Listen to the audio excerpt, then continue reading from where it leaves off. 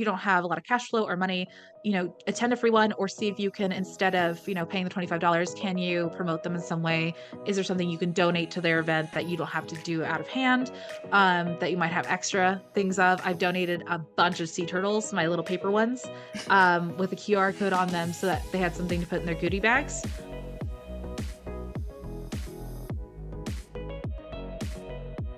Hi, everyone. Welcome to Behind the Booth. I'm Jade, and with me, as always, is my award-winning producer, Heather.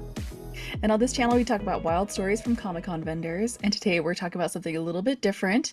Last time we told you a story about one of these events, but now we're going to talk about them just in general because it's a completely different ballgame. I'm sorry, I didn't even say the name. A community event. This is what we're talking about today. It's a completely different ballgame from Comic Cons. We have talked about nonprofit events. We have talked about craft fairs, farmers markets, all that. There are so many events which you will experience when you're going to do this because you need to figure out who your audience is, who your people are going, where they're going to be. And so hopefully you will try all these different places and find the place that you're supposed to be. But Jade, take it away. Community events can be really fun. And when we're talking about community events, I want you to make sure that you have it really clear in your mind that these are not events to sell your product on. They're generally not events to get a certain amount of money from. Community events tend to be things that you pay a certain fee and you get a table at something, and the community comes out and you provide some type of service or engagement. So, for example, one that I just did was a trunk or treat. And I set up my little table at the end of my trunk and I decorated it like Scoops Ahoy from Stranger Things, because that was the theme, was Oh, Stranger Things. yay! And I handed out candy and stickers. That is a very common thing. For me to attend, I think I paid $25 for the spot, and I got to hang up my banners and all of my cute stuff and be like, "Hey, pay attention to me." And I handed out probably $200 worth of candy. It was a lot of candy. Um, but what these events get you are people interacting with you at different levels. We've talked about this before, but being noticed, being recognized, being seen, and having a brand is very, very important to any business, but especially to one within the arts, because a lot of times people don't know we exist. And getting out there and saying hi, especially to my demographic, which tends to be children and teenagers. I call them teenagers. I don't know what we are supposed to call them anymore.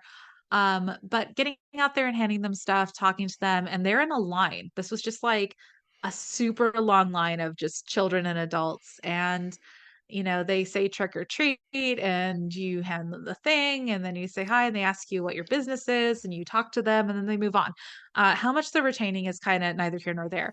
But you'll see a lot of people, like there were politicians out there. There were people that did construction work. There were a lot of people that do like work with families.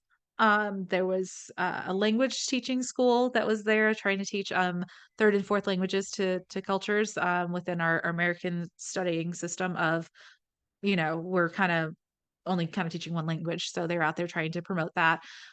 So those events can be really, really fun and you can absolutely get business from them. What I have found is that a lot of these events, I'll get invited to other things. So I was at a community event for kids.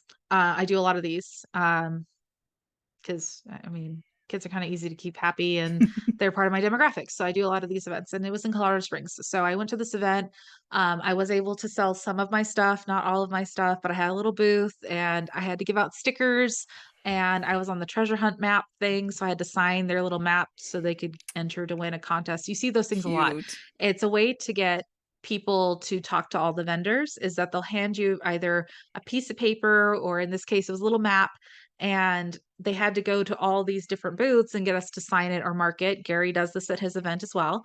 And then they get put into basically like a drawing or a lottery at the end. And then if theirs is chosen, they get some kind of big prize. So it's something that people interact with, and people have candy. I always have stickers. And I will say the reason why I have stickers. If anybody is familiar with the Teal Pumpkin Project, what it is for children that cannot have certain types of candy, they can't have sugar or they have allergies or whatever happens to be. If you have a teal pumpkin at your doorstep or at your booth, in my case, it means that you have non-food treats. So I tend to have stickers. Some people hand out like little toys. Some people will hand out like stress balls and things like that. you'll see a lot of businesses that have stress balls or toys or propellers or whatever. They'll hand those out as well. It has their business information on it. But I always do stickers that have my QR code on it. So, and I hand those out, and they're stickers that I designed.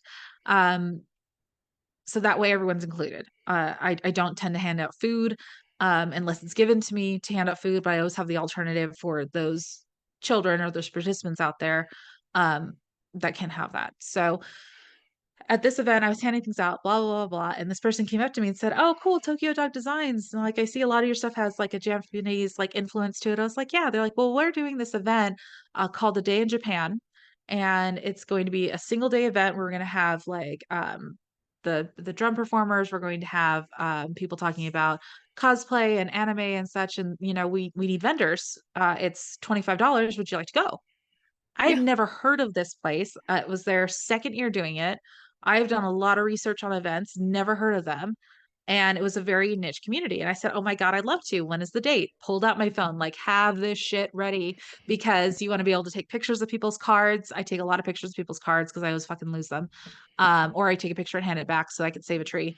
Not a very big tree, obviously, a tiny tree, but I'm still saving a tree. And looked in my calendar. I was like, "Yeah, I'm available that day." Put it in the calendar immediately. So I had that day saved. So I didn't sign up for something else. And I was like, "Yeah, I'll reach out to you. I'd love to be a part of your event. Do you want a deposit? I can give you a check right now." So that way I'm involved. And they're like, "Yeah, no worries. We'll send you a link, blah, blah, blah." And so I got invited to this event, a day in Japan. I made at a local event, I paid $25 for. I made 1100 at. By being at a community event, I paid $25 for. Now, there Yep. is always the idea of time. And I want to be very, very clear about that. A lot of community events, you are giving your time and some money and typically like product or something to engage people with.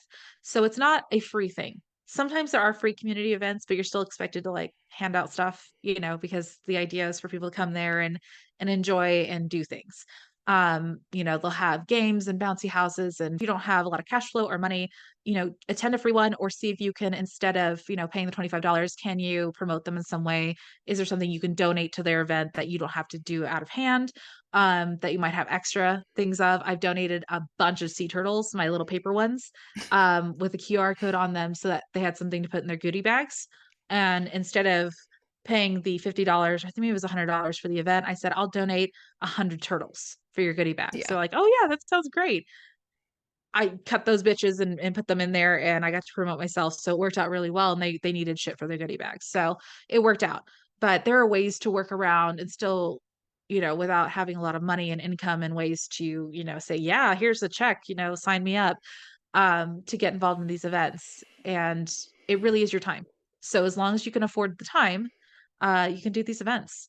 And it's a great way to just be seen by so many people that want to see you, that want to be there, that Hmm. you're not, like when you're at home and somebody's like, "Hey, come vote for this person." They show up at your door like, "I'm sorry, was I at the poll place? Was I looking to support you? You just knocked on my door and inconvenienced me with your bullshit." Like, no, I don't want you. Yeah. But if I went to like the courthouse to go vote and there's people handing out flyers for voting information, that's a little bit different because I was intending to be there. Yeah. So you are in the right place at the right time. And it just has to depend on whether or not you can make that work. Yeah. And it also comes down to like figuring out who is your best audience for this. Jade has been to a lot of these because what Jade sells is really wide. Like has a very wide audience. It's for children, it's Yeah. for adults, it's for like, people with disabilities, it's for like it's for the blind. We have figured out too. Like it's a really wide audience that she has. But if you have something that really isn't for kids, maybe don't do a trunk or treat. But if you have something, but if you have something that is for parents, then maybe you could because there will be there. Like yeah, figure out who your audience is and try to find those community events. And like she said, it's that you're trading for your time. And so like make sure that it's worth it in that way as well. But also, especially when you're just starting out, like it's gonna be worth it because people are gonna see you. That's the biggest thing that we have that I've definitely learned is that like you need people to see what you're doing and see who you are and what you're selling and all of that. Like because if they don't know you exist, they can't buy from you. They won't know where to go. So you just gotta get people's eyes on your stuff. That sounded gross.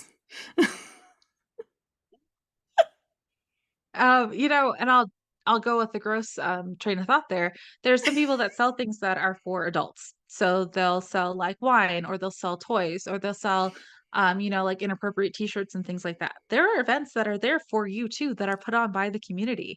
I think it was called the Twisted Show, or it had a name like that. And it was like what we'd think of as like macabre Yeah. um, type stuff, where they had like a parade of hearses, that they had people that sold like vampire jewelry. There was somebody that sold wine and chocolates that were, for date night.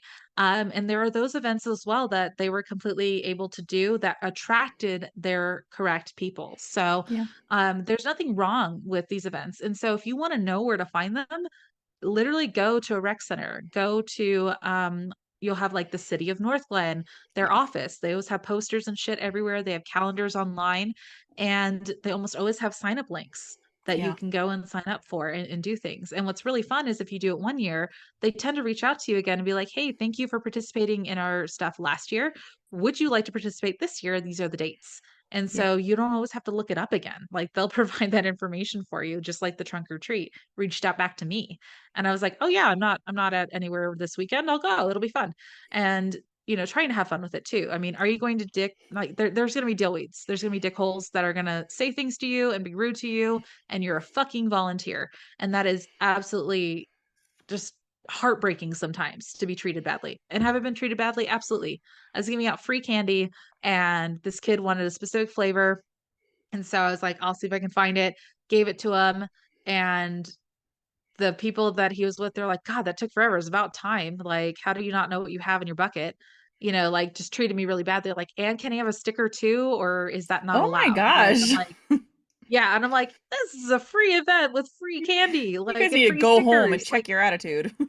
yeah. And I'm like, but then you get some really cute ones. Like I had this tiny little Princess Leia that came up to me and she had a stormtrooper skull as her bucket and she couldn't lift it high enough for me to get it. So so this is something that I highly recommend doing if you do trunk or treats or anything where you hand out a lot of stuff, is get a roll of wrapping paper and put it on the edge of your table and shoot it through there for the really Like tiny the kids. cardboard tube, yeah. Some cardboard tube of some kind. I mean, I had the wrapping paper left over, and so I just put it on the edge of my table, and I did this on the end and shot it to them, and the kids are like, "That's so cool." I was like, "It's not a pneumatic device. This is just gravity, but, as long as you're happy." And, the ones that couldn't do the candy, I give them the sticker, but it can be really fun. So try to have fun with it. And I will say that this has happened to me a lot where I've been at these events and been invited to other things, or people have been like, "Where's your website?" And they'll buy off of there right then and there, like what you have. So I don't feel like it's a waste of time or money. Every event I have done, I have gotten business out of. I've been invited to something that got me business, or I have had people say like, "Oh, we want to be involved with you on this thing. We pay this much for a community partner. Would you come out and do origami and coloring with our kids at the Pirate Festival? It pays this much." Like, Yeah. you'd be surprised as what people come out and talk to you about. So reach out.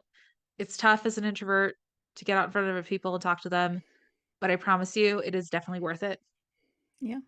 Yeah, just keep your mind open, keep your eyes open for what's going on, and because you never know what it's going to lead to.